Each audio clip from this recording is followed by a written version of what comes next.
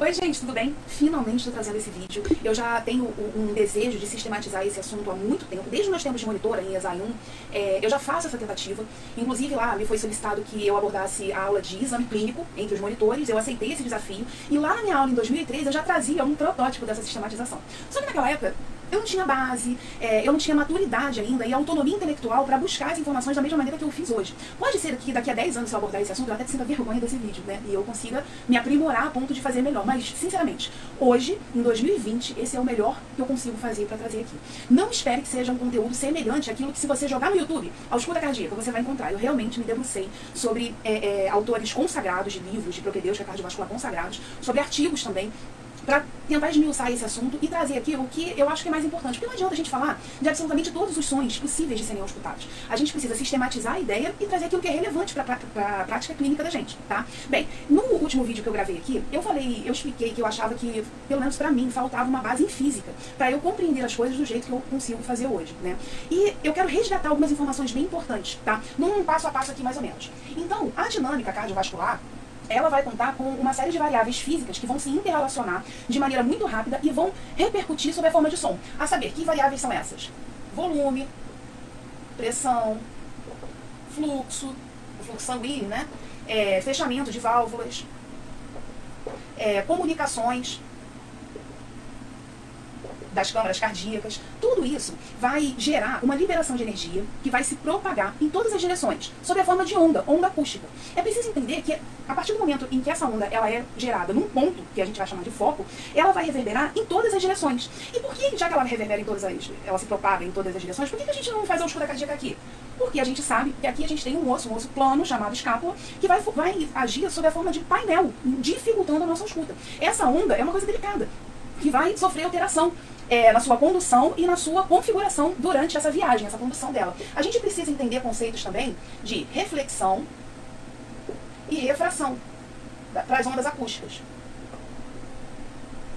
Reflexão, o que é? Aquela onda, ela está partindo do foco para fora.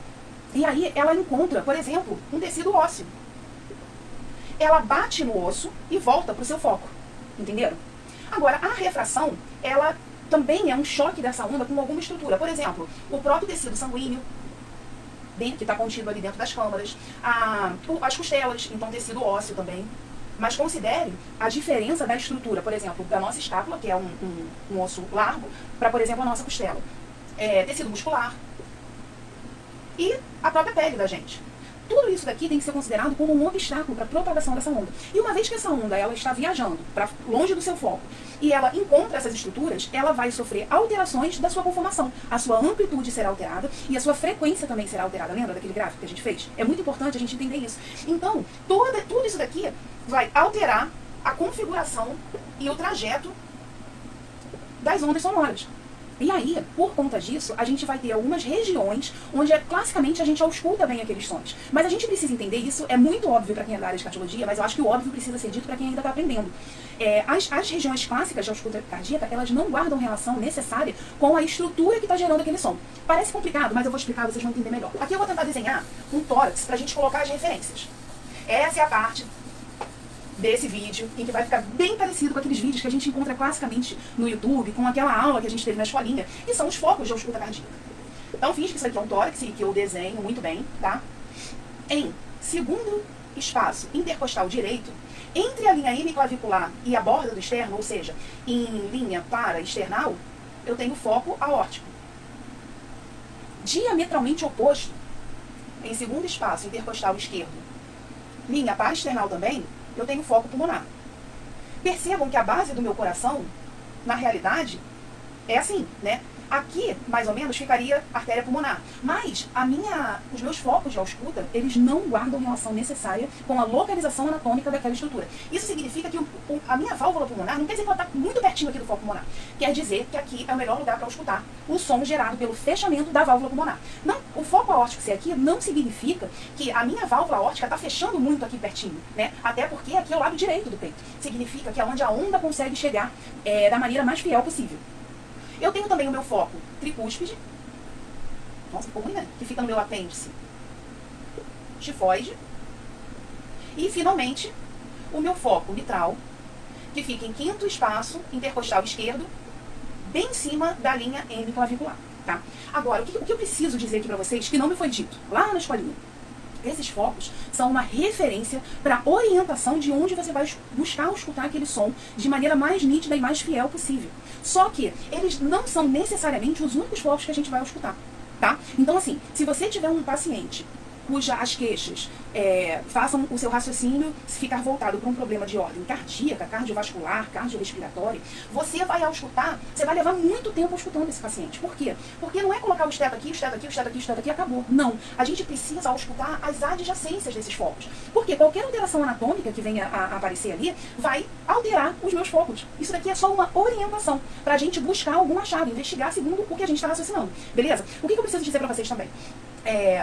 Em relação a esses focos de ausculta, eu também preciso saber que, por exemplo, os sons de mitral, eles reverberam muito para a axila esquerda. Então, se eu estou desconfiada que algum som ali está sendo ocasionado pela minha válvula mitral, eu não vou escutar somente o meu foco mitral. Eu vou me preocupar em seguir para o lado da axila esquerda. Se eu tenho uma alteração do meu som de fechamento de válvula aórtica, eu vou escutar também região infra e supra clavicular, eu vou escutar também o pescoço, e eu vou escutar também bordo external esquerdo. Então vou até anotar aqui, tá? Se eu acho que tem alguma alteração de válvula aórtica, eu ausculto pescoço, região infra e supra clavicular e borda external esquerda. Se eu acho que eu tenho alguma alteração de mitral, eu venho para minha axila esquerda. Os focos pulmonares e tricúspides, eles são mais restritos mesmo, tá? Só que, tipo assim, eu tenho alguns macetes para conseguir amplificar esses sons aqui. Se eu quero, percebam, aqui eu vou me limitar mais ao espaço desses focos de ausculta. Mas se eu tiver a intenção de amplificar esse som, eu peço que esse paciente, ele se incline para frente. Quando eu inclino o tórax do meu paciente para frente, eu tenho maior contato entre as estruturas cardíacas e a parede torácica. Isso facilita a ausculta. Eu posso fazer isso com o meu paciente sentado, mas se mesmo com o meu paciente sentado eu ainda tiver com dúvida, o que eu posso fazer? Eu posso pedir para que ele se levante, se coloque de pé, se apoie as mãos numa mesa e incline o tórax para frente. Isso vai gerar ainda uma maior proximidade e vai me possibilitar uma ausculta ainda mais apurada. Então, inclinar para frente serve para foco pulmonar, para foco tricúspide. E nesses dois aqui, esses dois sons aqui também serão amplificados durante a inspiração, mas não durante a apneia inspiratória. Então, eu posso solicitar que o meu doente ele inspire profundamente, mas não adianta eu mandar ele expirar e prender. Isso não ajuda, tá bom? Grava isso, que isso daqui é bem importante. E deixa eu ver aqui. Eu amplifico o meu som de mitral em decúbito lateral esquerdo, tá bom? Então, esses são os macetes que eu posso trazer pra vocês aqui, beleza? Lembrando sempre, são pontos de orientação, mas eu vou escutar todas as adjacências, privilegiando o pescoço, região infra e supraclavicular, borda external, e um outro lugar que a gente pode escutar também, eventualmente, em busca de alguns achados, é a região interescápulo vertebral. Pro pessoal que bolou aí, que esqueceu da aulinha de anatomia, essa região bem do meio aqui, entre as escápulas, tá bom? E onde é difícil da gente ensaboar. Essa região também merece ser auscultada durante essa parte do exame físico, tá? Que é a ausculta cardíaca. Beleza? Vamos apagar isso aqui.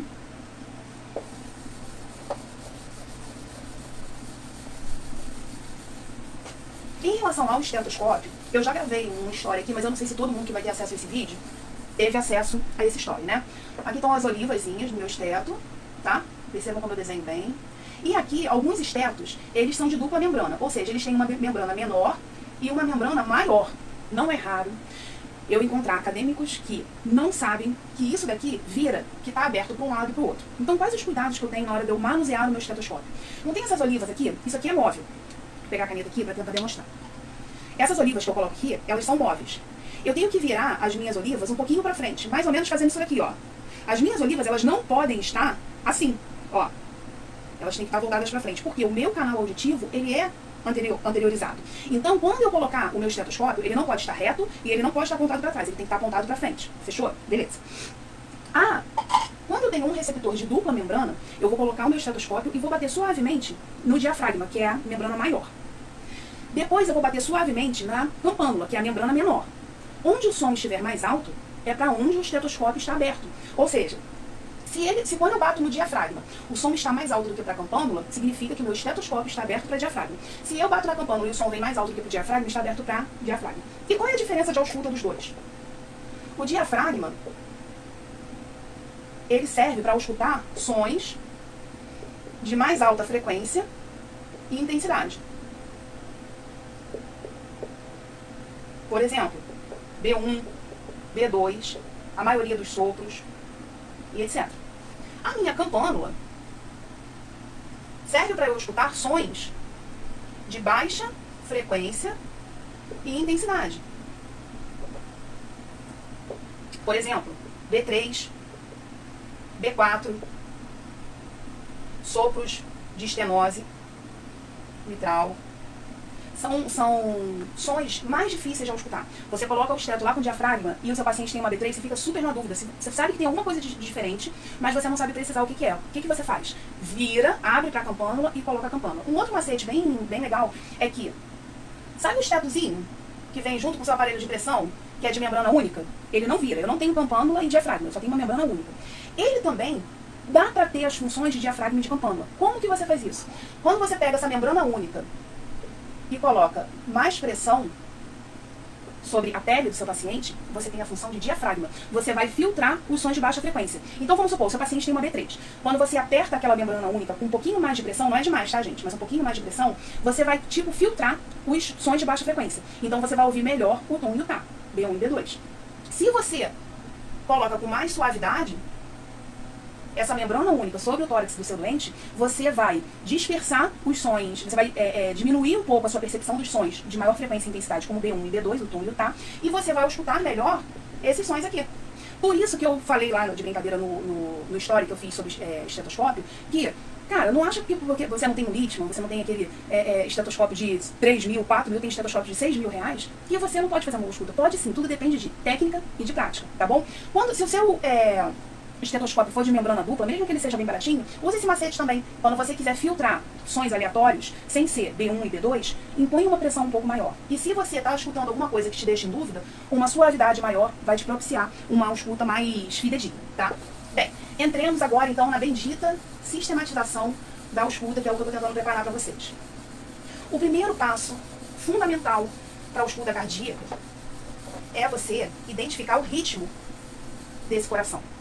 Curiosamente, isso também vale para leitura de eletrocardiograma. Quando você pega um eletrocardiograma, a primeira coisa que você tem que buscar é a questão da ritmicidade desse coração. Na ausculta também. Então vamos chamar aqui, ó, sistematização da ausculta cardíaca. Primeira coisa, identifique o ritmo.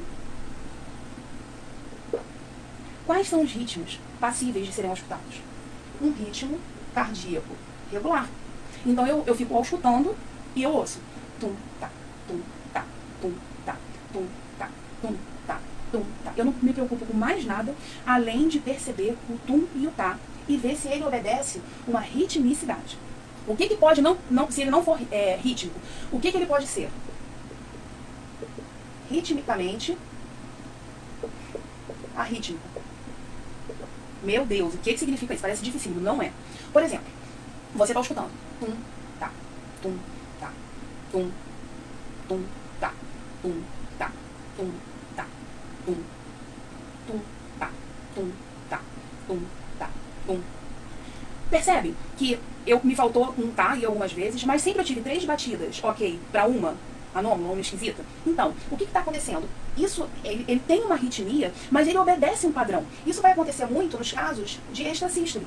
Então, ó, eu não tenho eletrocardiograma, é a primeira vez que eu tenho contato com aquele doente, eu não tenho nem o histórico dele, mas pela escuta eu já levanto uma hipótese. Isso daqui tem uma arritmia, mas de maneira regular. Ou seja, para onde que eu vou mandar esse doente? Vou dar um eletro, em busca de uma extrasístole, né? Quais as perguntas? No exato momento que eu estiver escutando isso, eu vou perguntar para ele se ele sente palpitação, se ele sente algum desconforto, alguma coisa, porque eu já tenho uma hipótese, né? E qual é o outro caso, né? Eu posso ter um ritmo cardíaco irregular. Ele é irregular, mas ele é aleatório. Ele não obedece nenhum tipo de padrão. Isso aqui vai acontecer em casos de fibrilação atrial. fibrilação atrial, você pode ter um ritmo cardíaco irregular. Provavelmente vai ser a primeira coisa que vai passar pela cabeça do examinador. E aí eu vou mandar esse paciente fazer um teste genético. Eu preciso pedir uma ressonância magnética desse paciente? Não. Eu vou gerar uma hipótese, pô, será que ele não tem uma FA? Vou rodar um eletrocardiograma, um exame barato, acessível na maior parte dos serviços. Percebem a importância de uma boa escuta cardíaca? Então vamos lá. Primeiramente, a primeira coisa que eu vou buscar durante a minha escuta cardíaca é identificar o ritmo. Se ele tem um ritmo cardíaco regular, se ele é ritmicamente arrítmico, ou se ele tem um ritmo cardíaco irregular. Fechou? Bem, qual é a segunda coisa que eu vou fazer então? Eu vou calcular a frequência cardíaca desse doente.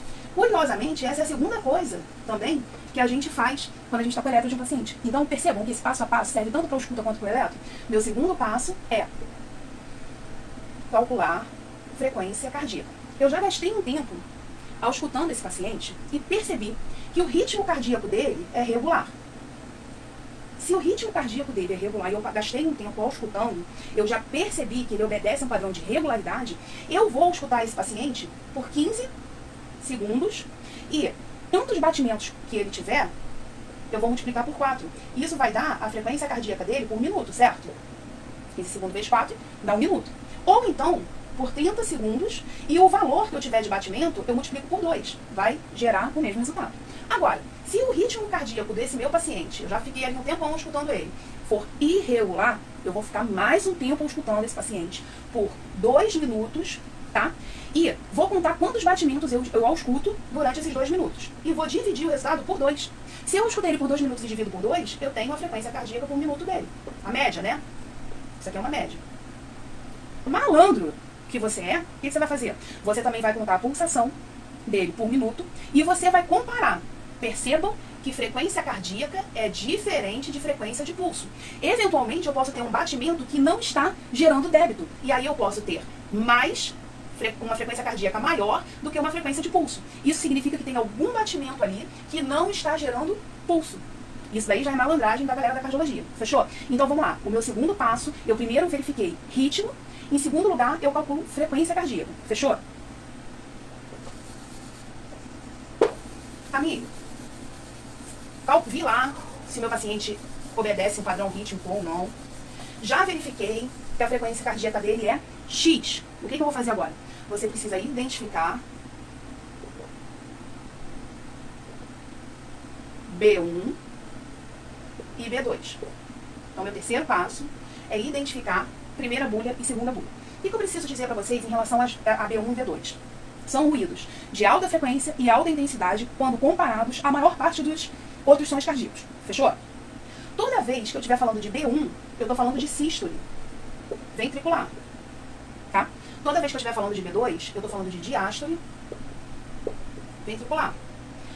Uma onomatopeia que no Brasil a gente usa para descrever B1 é tum.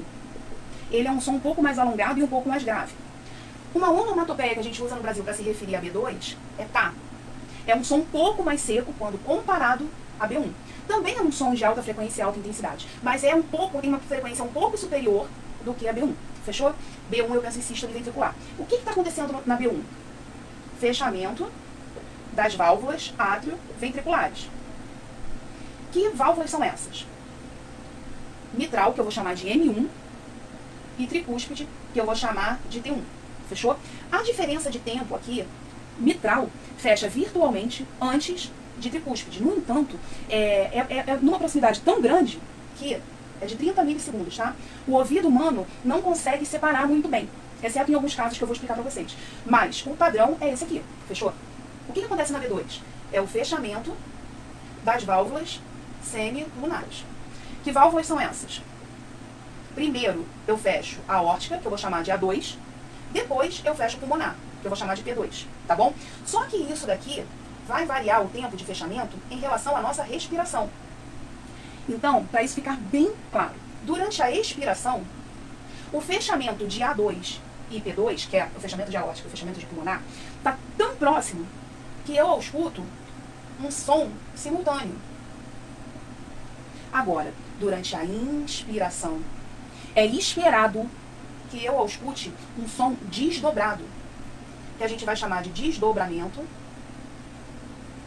fisiológico de B2. Fechou? Tá. O que eu tenho para falar, destacar para vocês aqui a respeito disso? Quanto maior a idade, menor o desdobramento fisiológico de B2. Ou seja, eu trabalho lá no CASIC atendendo idosos e seus cuidadores, que geralmente vão ser adultos, né, mais longevos. Eu espero não encontrar desdobramento fisiológico de B2 nesses pacientes. Por quê? Por uma questão de envelhecimento mesmo. Eu quero explicar para vocês a fisiologia disso, mas eu preciso que isso daqui esteja bem resolvido dentro da cabecinha de todo mundo. B1, se eu estou em B1, eu estou em sístole ventricular, se trata do fechamento de válvulas atrioventriculares, eu geralmente fecho primeiro mitral em relação à tricúspide. No entanto, isso é tão, em 30 milissegundos, isso é tão próximo que o ouvido humano não detecta bem. Então eu ouço um som parecido com tum. B2, se trata da minha diástole ventricular, o meu ventrículo está relaxando. Se trata do fechamento das válvulas semilunares, geralmente a aorta fecha antes de pulmonar, mas também é uma antecipação virtual. O ouvido humano não detecta muito bem, por isso eu ouço um pá. Durante a expiração, então, ó, como paciente, eu vou estar escutando o paciente e vou estar observando a respiração dele nesse momento, nessa terceira etapa. Se eu estou prestando atenção na respiração dele, eu espero ao escutar. Ele está expirando, tá? Tum, tá, tum, tá, tum, tá. Agora ele começou a inspirar. Eu espero ao escutar. Tum, tlá, tum, tlá, tum, tlá. Enquanto ele estiver inspirando. Por quê, Camila, que isso acontece? Deixa eu só falar mais uma coisa sobre B1. Na dúvida de quem é B1 e quem é B2, principalmente quando você estiver iniciando nessa aventura que é o escutar o coração, B1 sempre coincide com pulso apical e carotídeo.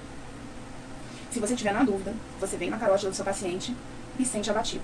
Quando bater, você simultaneamente o que você estiver escutando será B1. Meu paciente está deitado, lateralizado. Você pode ir em pulso apical também. Eu acho sempre o pulso carotídeo mais fácil de ser detectado. Fechou? Agora eu quero explicar para vocês por que acontece esse desdobramento de B2 e por que ele é fisiológico, por que é natural que isso aconteça. Durante a inspiração, se liga só no que acontece. Durante a inspiração, eu tenho eventos hemodinâmicos e mecânicos diferentes do lado direito e do lado esquerdo do coração. Do lado direito, eu tenho um aumento do retorno venoso para VD, que é o ventrículo direito. Tá? Esse aumento do retorno venoso prolonga fase de enchimento e retarda ainda mais fechamento de válvula pulmonar. Tá? Isso aqui é do lado direito do coração. E do lado esquerdo, o que acontece? Eu tenho pela diminuição da pressão torácica, eu tenho um maior aporte sanguíneo em leito pulmonar. É como se eu aumentasse a capacidade do meu pulmão de maneira que ele contivesse mais sangue, tá? Por uma diminuição de pressão intratorácica. Conforme o meu pulmão contém mais o sangue, ele manda menos sangue de volta para o lado esquerdo do coração. Então eu tenho uma diminuição de retorno venoso à esquerda. Como não está retornando muito sangue, eu posso antecipar a minha sístole de ventrículo esquerdo. Então eu antecipo o tempo do fechamento da minha válvula aórtica. Então essa é a explicação porque durante a inspiração eu espero não ouvir tum-tá, mas ouvir tum-tlá. O meu componente aórtico fecha antes, mais antes do que antes, e o meu componente pulmonar fecha depois, mais depois do que antes. Então eu distancio esse tempo a ponto do ouvido ser capaz de identificar esse distanciamento temporal. Então eu vou escutar tum-tlá. E Camille, por que você falou que em idosos eu tendo a não escutar mais esse desdobramento fisiológico? Porque a capacitância pulmonar do idoso é menor do que no indivíduo adulto, jovem, uma criança, tá? Então isso daqui é bem intensificado quanto mais jovem a pessoa e quanto mais velho, naturalmente, sem nenhuma doença, por uma questão de envelhecimento natural. Eu tendo a não escutar mais o desdobramento de B2.